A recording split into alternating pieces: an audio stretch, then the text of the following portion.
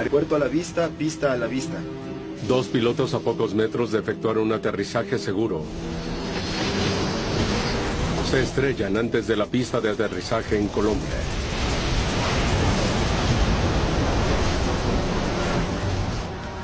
Para nosotros era primordial la vida de las personas.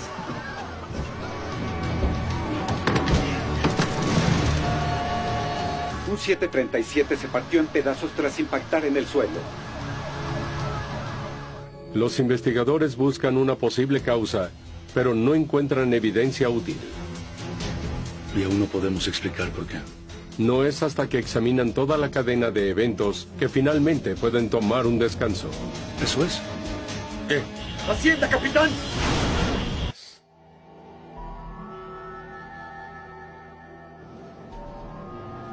Pasada la medianoche, el vuelo 8250 de Iris es un avión lleno de turistas y lugareños que parte de Bogotá a la pequeña isla colombiana de San Andrés, un sitio de recreación en el Mar Caribe. Espero poder cenar en tierra firme. Será una larga noche. El capitán Wilson Gutiérrez es un piloto veterano con casi 20 años de experiencia de vuelo. Al menos ya despegamos. El primer oficial Camilo Pineros ha volado para Iris por 3 años y un año completo en los nuevos Boeing 737 de la aerolínea. Parece que hay mal tiempo delante. Hay que estar atentos. Hay una tormenta eléctrica a la distancia.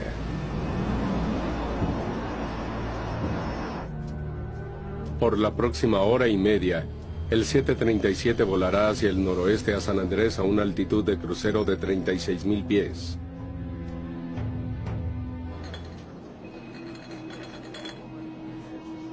Los pasajeros están inquietos tras una inesperada demora de 4 horas para despegar. Señora, ¿quiere algo de tomar? Aterrizaremos antes de las 2. Con mucho gusto. La azafata Adriana Cárdenas Medina trabaja acomodando a los pasajeros. Muchos se dirigen a la pequeña isla de vacaciones. El vuelo estaba retrasado porque venía desde Cali y venía retrasado. El motivo era el mal tiempo. Era un retraso de 2 horas, pero la verdad se duplicó la espera. Tras unos 40 minutos de vuelo, el capitán ve que las nubes de tormenta se están acumulando. Las aerolíneas operan las 24 horas del día. Los pilotos vuelan en cualquier condición, sin importar si es de día, de noche, con buen clima o mal clima. Como piloto profesional, todo el tiempo te enfrentas a estos desafíos climáticos. Antes de iniciar el descenso a la isla de San Andrés, comenzamos a notar que empezó una turbulencia suave. Estimados pasajeros, permanezcan sentados y abrochen sus cinturones.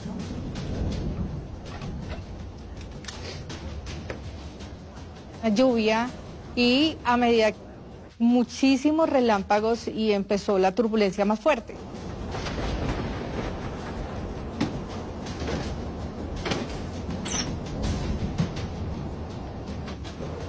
Pasando el punto de equitiempo, el capitán está cada vez más preocupado por la posibilidad de que fuertes tormentas se acumulen sobre su destino. Esta tormenta no nos va a hacer el camino fácil. Sí, veo demasiada actividad. Ya más cerca de San Andrés, el agitado viaje empeora cada vez más para los pasajeros. O sea, era una turbulencia que las otras han sido cortas. Bueno, uno pasa un cúmulo y ya sale de la turbulencia. Esta no, esta era relámpagos y el avión se movía fuerte, muy fuerte y no terminaba. Camilo, mira esto. Se está formando en toda la isla. ¿Así estará el clima en San Andrés? A menos de 20 minutos del aeropuerto, el clima en tierra parece estar cambiando rápido. Quiero un informe de San Andrés. Sí, bien pensado. El controlador de tráfico aéreo de San Andrés está también atento en los cambios climáticos. San Andrés, buenos días. Aires 8250. Adelante. Queremos saber cómo está el clima en el aeropuerto, por favor. Ok, aires 8250, viento en calma, visibilidad de más de 10 kilómetros, nublado a 1500 pies. Hay un poco de mal tiempo cerca del campo, pero hasta ahora no llueve. A pesar del clima turbulento del camino, las condiciones en San Andrés parecen estar mejores. Aires 8250, descienda a 3000 pies. Autorizada aproximación a la pista 06. Enterado. Continuamos descendiendo a 3000. En la cabina, los pasajeros están cada vez más preocupados por la intensidad de la tormenta. No debe durar mucho.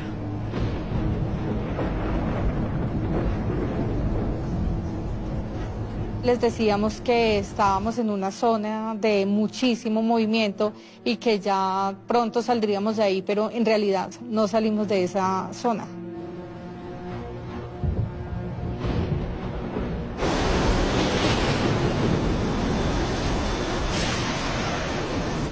Aires 8250, hay una tormenta sobre el aeropuerto ahora.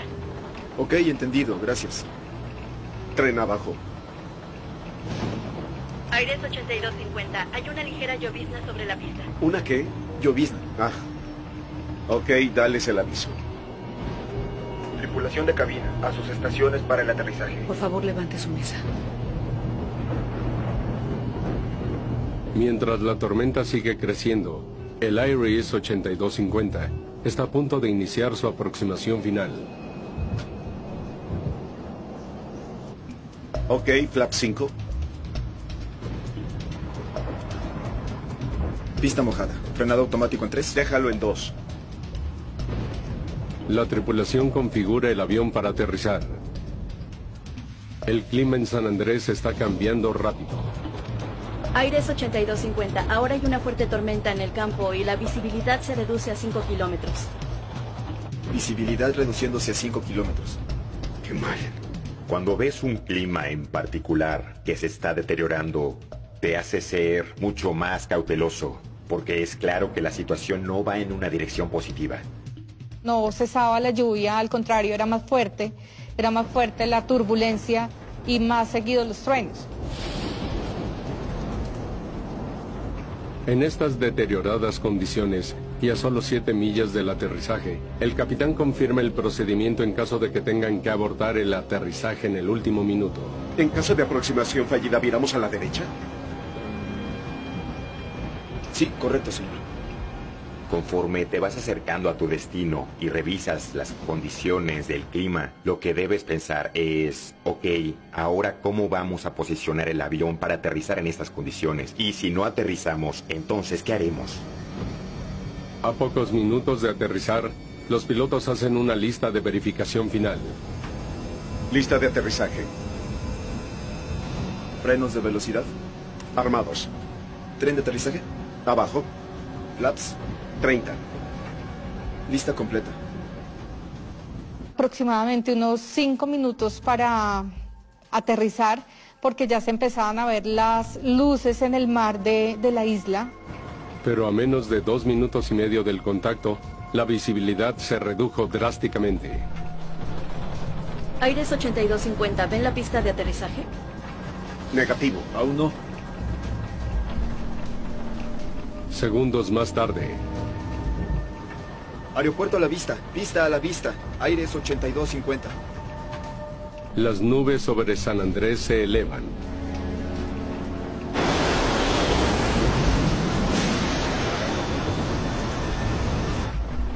Pista a la vista. Listos para aterrizar. A 500 pies del terreno, la tripulación ve la pista. El capitán enfila su avión.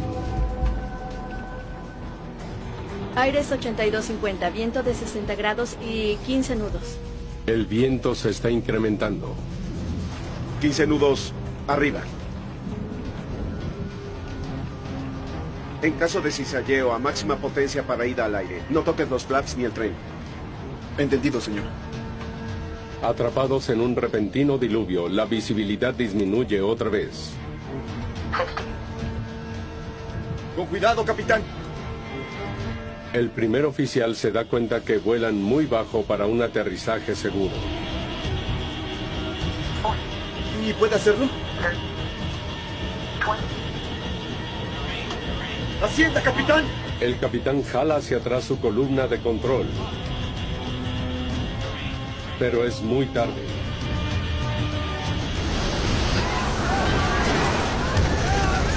Sentimos el golpe tan fuerte, tan duro.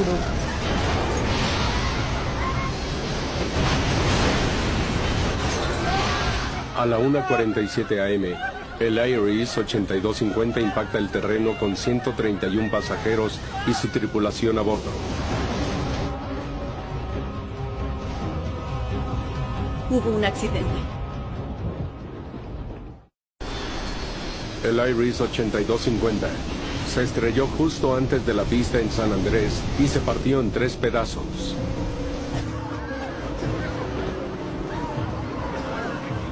En la sección delantera del avión, la azafata Adriana Cárdenas Medina sobrevivió al horrible accidente. ¿Estás bien?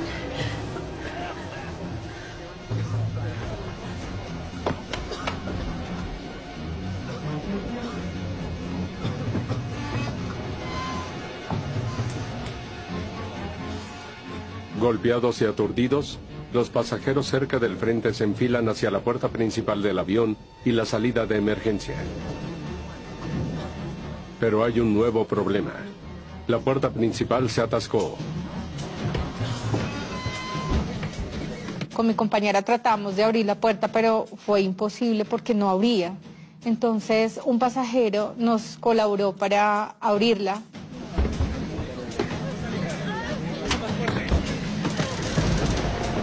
Las azafatas trabajan lo más rápido posible para sacar a los 125 pasajeros del avión.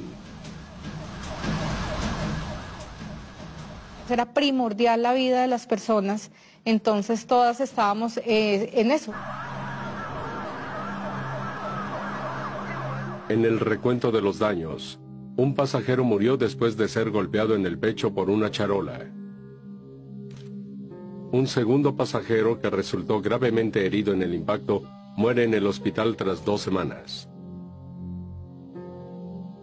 Es ver cómo tú te subes a una aeronave y ver cómo te vas a bajar de ella y que no lo vas a hacer por los mismos medios, sino que lo vas a hacer forzado, lo vas a hacer de una forma con dolor, de una forma frustrante, de algo que tú nunca sabrías o imaginabas que iba a pasar.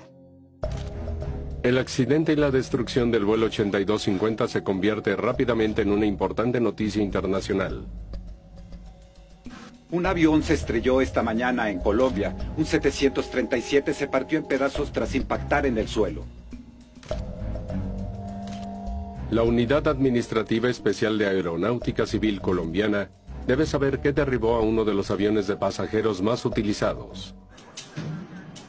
El investigador Julián Echeverry es uno de los primeros investigadores en la escena. Se partió en 3 pedazos.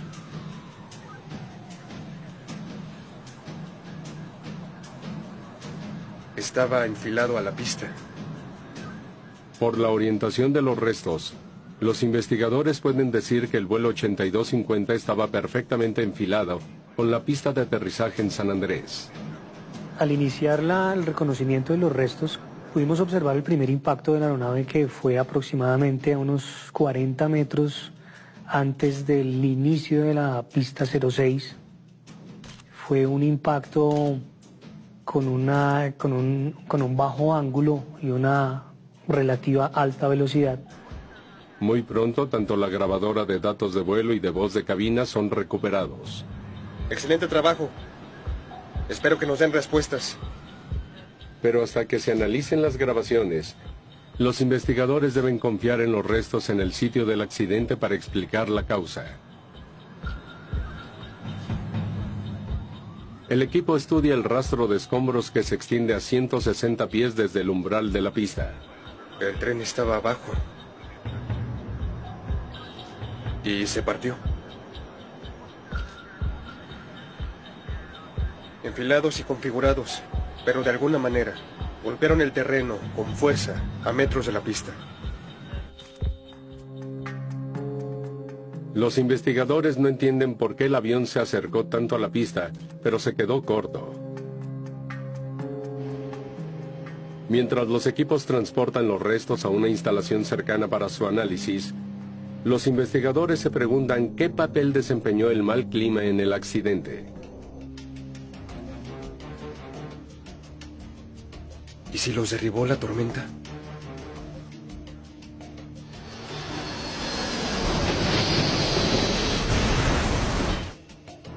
El equipo estudia los reportes meteorológicos de la noche del accidente. Era una gran hipótesis que teníamos también dentro de todo el análisis de la investigación, y era las condiciones que existían meteorológicamente hablando al momento del accidente. Sube el volumen. Y la primera información que tenemos es que aparentemente un rayo impactó sobre el avión y causó pues la tragedia que ustedes ya conocen. ¿Dicen que fue un rayo? Veremos. Echeverry y su equipo saben que los accidentes causados por rayos son prácticamente imposibles. Los impactos de un rayo, aunque se vean muy espectaculares, ya que visualmente impresiona su destello, realmente no son una gran amenaza para el avión durante el aterrizaje. Los investigadores necesitan saber si había rayos cerca del 737 cuando se aproximaba a San Andrés. Existió una evidencia de un circuito cerrado de televisión donde se observaron los últimos instantes previos al accidente. Eso parece un rayo. Y la hora coincide. Se observaba un destello muy grande que nos condujo a pensar que también la aeronave pudo haber sido alcanzada por una descarga eléctrica. El equipo estudia las mechas estáticas de la aeronave. Las agujas estáticas localizadas en las puntas del ala de las alas de los aviones ayudan a descargar la acumulación de energía estática. Si el avión fue alcanzado por un rayo, debieron derretirse o quemarse. Pero no lo están. Los investigadores no encuentran signos de un impacto de un rayo en las superficies del avión. Sin embargo, dentro de la inspección de los restos, que se hace minuciosamente, no se encontraron trazas de este tipo de interacción con la descarga eléctrica. Están limpias. Pero Echeverry aún tiene muchas preguntas sin respuesta sobre el clima al momento del accidente. Parece que fue una fuerte tormenta. Las condiciones en las que la aeronave interactuó con el terreno antes de llegar a la pista 06 nos llevaron a exaltar esa hipótesis de un probable encuentro en ese último minuto con un wind shear. Viento cizallante es un fenómeno en el cual la dirección o velocidad del viento cambia de manera extremadamente abrupta. Vientos de 60 grados a 15 nudos. El viento iba en incremento. ¿Pudieron los intensos vientos al inicio de la pista jugar un papel en el impacto? Tenemos que analizar el cizalleo. El equipo se percata que solo 2 minutos antes del impacto, mientras la tormenta se presentaba, los vientos cerca de la pista se enrachaban.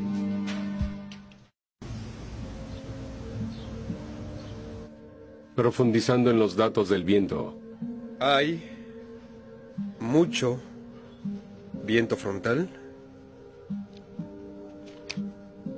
pero sin corrientes descendentes. El investigador Julián Echeverry descubre que los fuertes vientos golpeaban al avión de frente, no por arriba. No es suficiente para hacerlos impactar. Al momento del aterrizaje de ese último instante, hubo un incremento de la velocidad del viento, pero en este caso un incremento horizontal, mas no hubo trazas en los datos de la aeronave de un cambio en el viento, en este caso, hecho perder cierto tipo de altitud en la aeronave como tal. Lo único que los investigadores encuentran es un viento frontal moderado, lo que no los lleva a ninguna parte. Por ahora vamos a descartar el clima.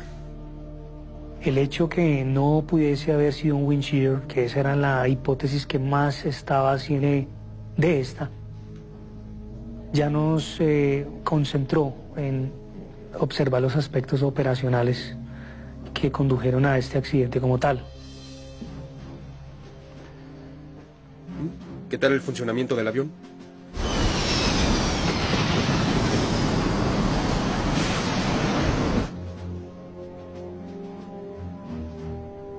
Los investigadores se preguntan si un mal funcionamiento de motor provocó el accidente del IRIS 8250.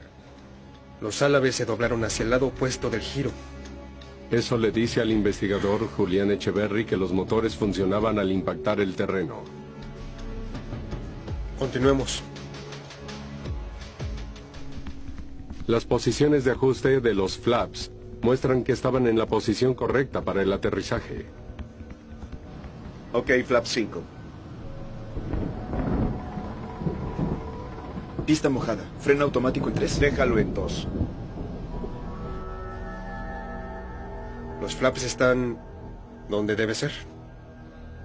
De hecho, los investigadores no encuentran nada que indique una causa mecánica del accidente del IRIS 8250. Se observaron las superficies de control de vuelo, se observaron la configuración de los flaps, los switches en cabina. Motores, timón, superficies de control, es todo. Revisamos todo. No existieron condiciones o mal funcionamiento de ningún sistema, tanto motriz como de sus sistemas que permitiera haber conducido a que la aeronave aterrizara antes de la pista. El teniente coronel Ever Sabocal de la Fuerza Aérea Colombiana se une al equipo de investigación. Las condiciones que ellos tenían en una condición de mal tiempo, una noche bastante oscura, tenían muchos rayos cayendo en los alrededores y tenían una fijación por llegar a la pista. ¿Estaban preparados para aterrizar en estas condiciones? Los investigadores ahora deben saber si la tormenta tomó por sorpresa a los pilotos. En tal caso, eso pudo llevarlos a cometer errores en su aproximación.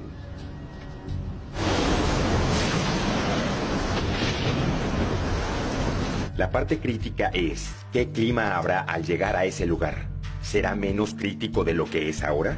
Y mientras te acercas más al aeropuerto, quieres saber todo lo posible sobre el clima que estás por enfrentar en la aproximación final en el último segmento del vuelo.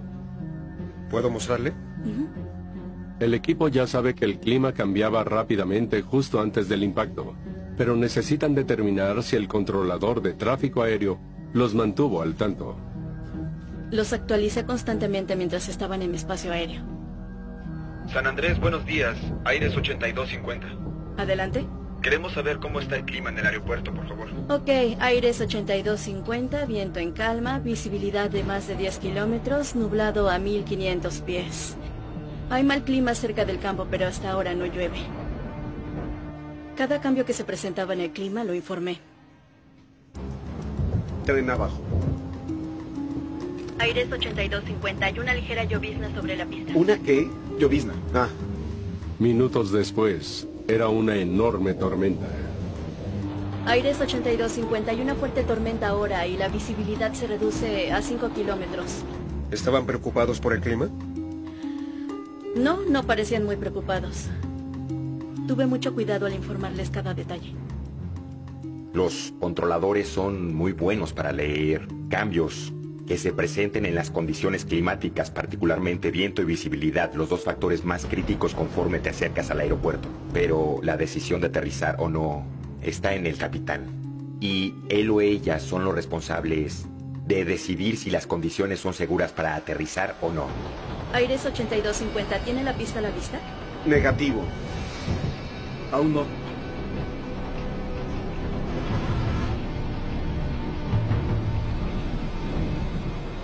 Campo a la vista. Pista a la vista. Aires 8250.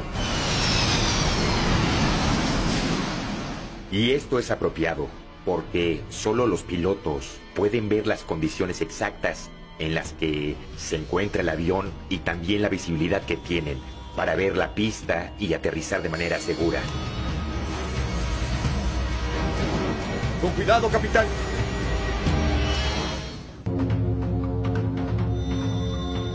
Los investigadores ya tienen los datos de la grabadora de vuelo del Iris 8250.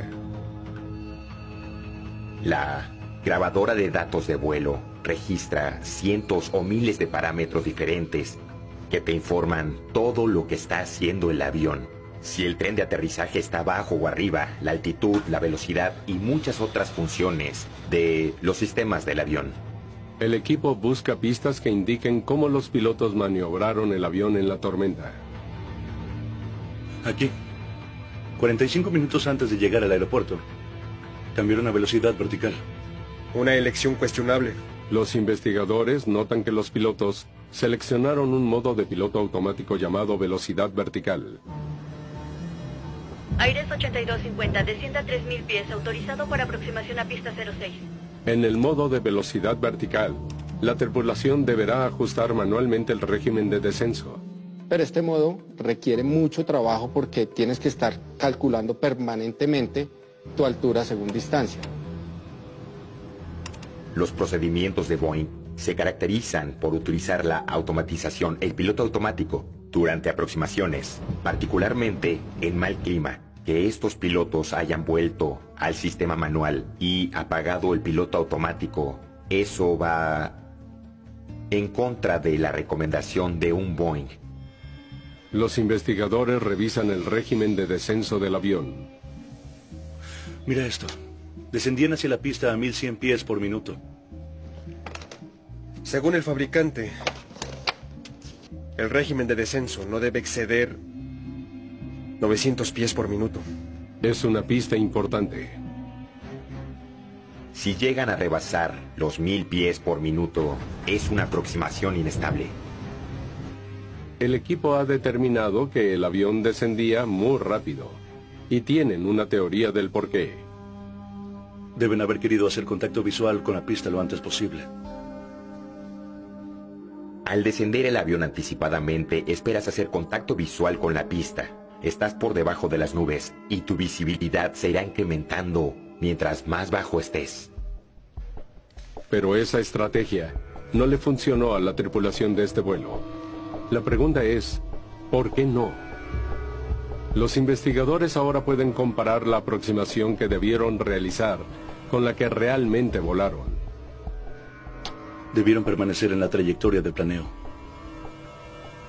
En lugar de eso, volaron muy bajo durante el descenso. Y ni siquiera intentaron regresar a esta trayectoria. Él jugó todo el tiempo con ese vertical speed, entonces no tuvieron un ángulo y un pad constante, y eso hizo que fueran siempre por debajo. Nunca estuvieron en el pad correcto para el tipo de aproximación que hicieron. ¿No sabían que volaban muy bajo? Las luces PAPI debieron advertirlo. Las luces PAPI, o indicador de trayectoria de aproximación de precisión, son luces codificadas por color sobre la pista que informan al piloto si vuela muy alto o muy bajo al aproximarse. Las luces PAPI del aeropuerto estaban funcionando esa noche, pero aún así el avión venía muy bajo. Una persona que está operando una aeronave está realizando este tipo de aproximación, aun cuando sus ayudas visuales permiten que la aeronave mantenga una senda correcta para la pista. El equipo espera que la grabadora de voz de cabina proporcione respuestas a sus preguntas sin respuesta. Se centran en la aproximación final. Lista de aterrizaje. Frenos de velocidad. Armados. Tren de aterrizaje. Abajo. Flaps. 30. Lista de verificación completa. Vamos muy bajo. Aires 8250, ¿tienen la pista a la vista? Negativo. Aún no.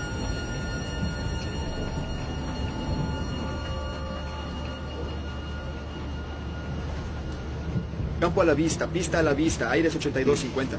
A la vista. Estamos listos para aterrizar. Alto. ¿Lo escuchaste? Regresa 30 segundos. Lista de verificación completa. Vamos muy bajo. Aires 8250, ¿tienen la pista a la vista? Deténlo.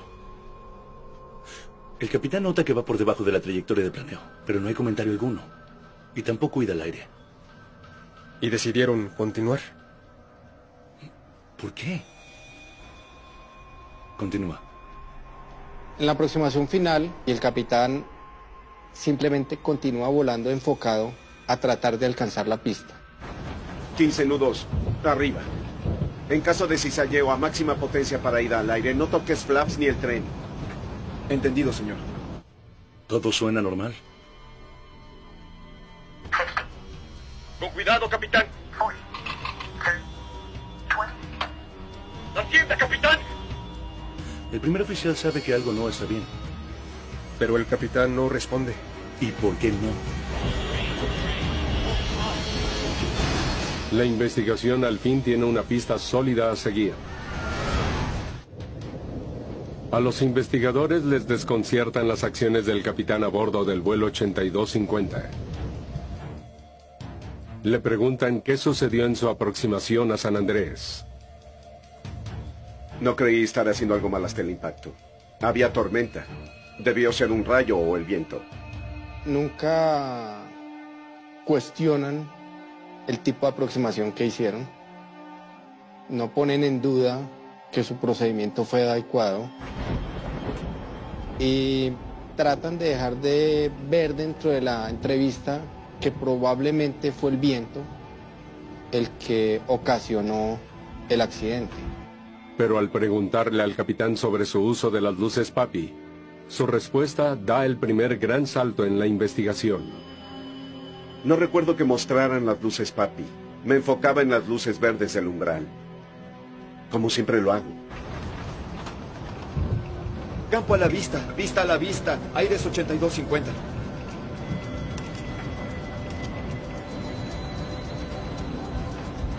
A la vista, preparados. Estamos listos para aterrizar.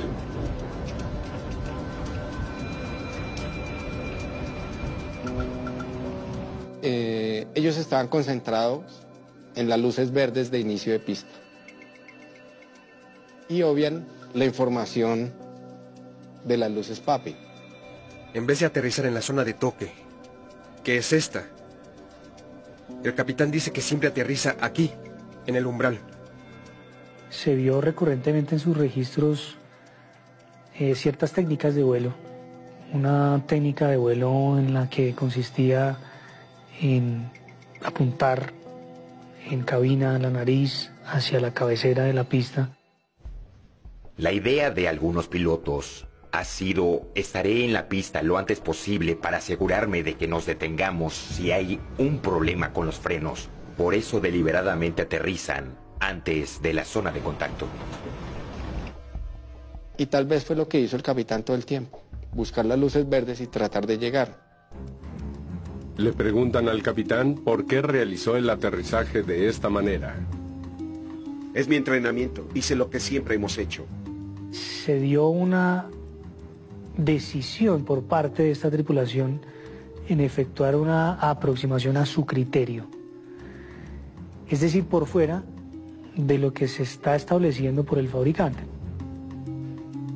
Los investigadores deben saber qué llevó a la tripulación a realizar esto. Investigan en su historial.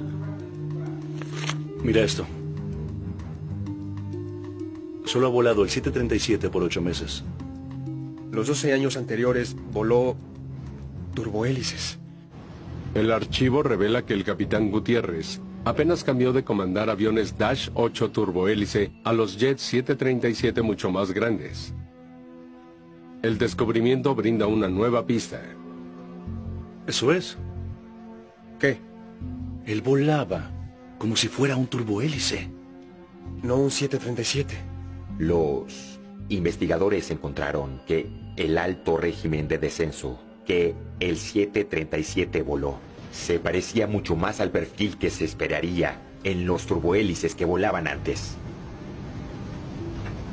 Al acumular uno muchísima experiencia en los turbohélices, se arraigan muchas costumbres.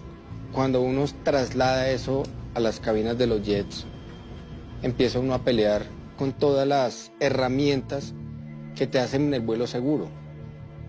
Averigua si fueron entrenados correctamente para volar un 737. Iris comenzó como una pequeña aerolínea regional, que volaba turbohélices en el centro de Colombia. Luego, en el 2009, el año anterior al accidente, Iris experimentó una gran expansión agregando 9 737 a su flota. La práctica normal en la industria es contratar pilotos experimentados en 737s para volar los nuevos aviones, pero Iris no hizo eso. Bien, muchas gracias. No contrataron nuevos pilotos para los 737s. Solo transfirieron a los pilotos de turbohélice a estos. Es una buena pista. En el turbohélice todo es mucho más fácil. El avión es más lento, reacciona más fácil. Cuando tú jalas el avión inmediatamente sube. El turbohélice te perdona mucho. Un jet no perdona. ¿Qué hizo Iris para lograr una transición segura de sus pilotos a los nuevos 737? Los investigadores observan más de cerca los registros de entrenamiento de la tripulación. El capitán cambió a un 737 tras solo 5 semanas de entrenamiento. El primer oficial solo entrenó 2 semanas. Concluyen que los pilotos no tenían suficiente entrenamiento para volar un 737. Lo más importante de la transición es desarraigar esos conceptos que uno tiene de la aviación, de los aviones turbohélice, y hacer que está empezando uno nuevamente de ceros. Son aviones que requieren mucha anticipación, requieren mucha concentración, requieren entender lo que está haciendo un computador. Los investigadores concluyen que el capitán probablemente volvió a sus hábitos de aviones más chicos al intentar aterrizar en el aeropuerto de San Andrés. Tal como lo haría en un turbohélice. Apunta al umbral. Pero impacta aún antes de él. Y aún no podemos explicar por qué.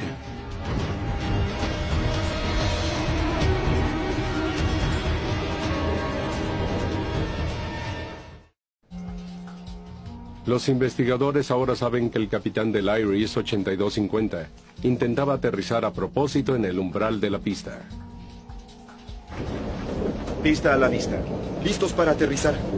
Tal como solía aterrizar en un turbohélice. Aires 8250, viento a 60 grados y 15 nudos. 15 nudos. Arriba. Pero eso no explica por qué la tripulación se estrelló antes de la pista. La última pieza del rompecabezas es esquiva. Escuchan la grabación de cabina una vez más esperando oír algo que omitieron. ¡Cuidado, capitán! ¿Y puede hacerlo? ¡Ascienda, capitán! Desde el punto en el que ve la pista, el capitán no hace nada para corregir su altitud. Hasta el accidente. A pesar de que el primer oficial intentó advertirle. ¿Qué le pasaba por la mente? Cuando los investigadores vieron el perfil de vuelo, se dieron cuenta de que terminó impactando en el terreno corto de la pista sin detenerse e intentar alcanzar la pista o hacer algún ajuste de potencia. Supongo que lo pensaron hasta el último minuto. La siguiente pregunta es, ¿con qué es esto consistente? Es un clásico accidente, un error de cálculo en casi todos los sentidos. Es una típica ilusión de agujero negro. La ilusión de agujero negro ocurre en noches oscuras cuando no hay luces de tierra entre un avión y el umbral de la pista. El contraste entre las luces y la oscuridad total crea una ilusión que engaña a los pilotos haciéndoles creer que la pista está más cerca de lo que realmente está, ocasionando que bajen el avión demasiado pronto. Esto hace que se generen ilusiones visuales como la de hoyo negro, en donde tú pierdes totalmente la profundidad. Una aproximación de noche en una isla donde no hay una diferencia entre lo que es el agua y la tierra, y obviamente tienes como referencia solo las luces de la pista. En este modo manual y visual tiende a incrementar evidentemente el riesgo de entrar en una condición de agujero negro. La lluvia provoca poca visibilidad Hay unas pocas luces a la derecha. Las luces de la pista lo son todo. Una ilusión de agujero negro.